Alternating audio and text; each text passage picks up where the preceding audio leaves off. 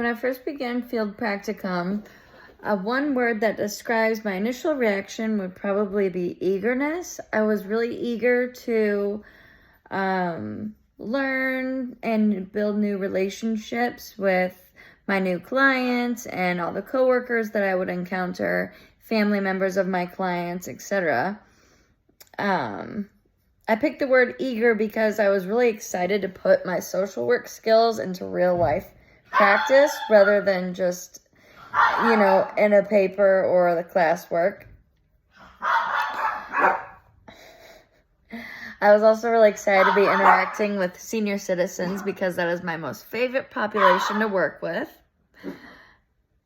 I love meeting new people, and this was one of the most exciting parts of the practicum for me initially, was encountering all the new clients that I was going to follow and meeting everyone in the interdisciplinary team and really just being like a sponge in this experience and being able to soak it all up. Because when you think about it, our 24-week stretch of practicum time that we get is relatively short for everything we have to learn.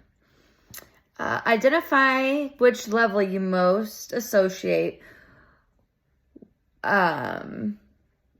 Identify which level you most associate with where you operated at when you began. Sorry about that. Let's see. The level that I would most associate myself with when I first started would probably be between developing and proficient. And the only reason I say that is because I was so comfortable with the environment of my practicum because I've worked for the company for 5 years. Obviously not in the social work department and not in this building, but I'm just really familiar with the company's policies and how they do things, their mission, some of the staff education that every department learns, that type of thing. I was really just looking forward to gaining some real experience and learning the details and procedures of the social work department and how they operate. Because it's a really great company. I know that. I see that. I love that. So I was excited to just learn exactly what the social workers there do and how that compares to what I've learned in my classes. 3 areas of growth that were most needed when I began were, number 1, I would say the most thing that I have worked on this whole time that I so needed was practicing the high-level empathic responses. In Practicum 1, it was a worksheet we got that was the 5 levels of empathic response. So on there was just some different examples, and in class you had said that we should aim for a level 3 or higher at least when we're responding. So when someone's telling us, what's going on with them, we're not just sitting there nodding, saying, Instead, they're telling us, and we're able to kind of shoot that back at them and clarify and dig deeper, ask more questions. So I've had that paper taped to the inside of my binder for my practicum this whole time, and I just always use it as a little reference guide to guide me and just make that conversation go a little bit deeper rather than the, what could be considered okay social work, if that makes sense. Another area of growth that was most needed when I started was my assessment skills.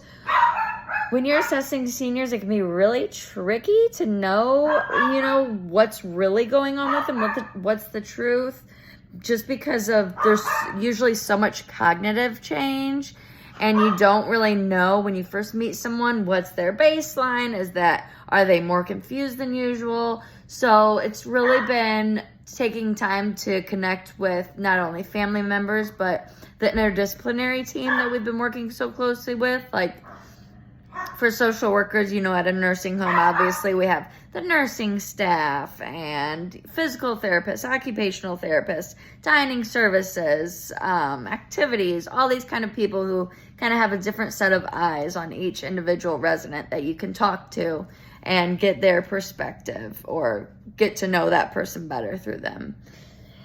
And the last area of growth that I have that was most needed when I began was self-awareness. This experience has been a great lesson and reminder that everyone has their automatic judgments or biases that we may make towards people automatically without getting to know them first. And so it's just a good reminder to have that self-awareness. Don't make assumptions about people. Look at why we're thinking about people a certain way, even when it's not accurate, and just know that you shouldn't be listening and believing in the stereotypes and that type of thing. So it's just, those are my 3 areas of growth. Thank you.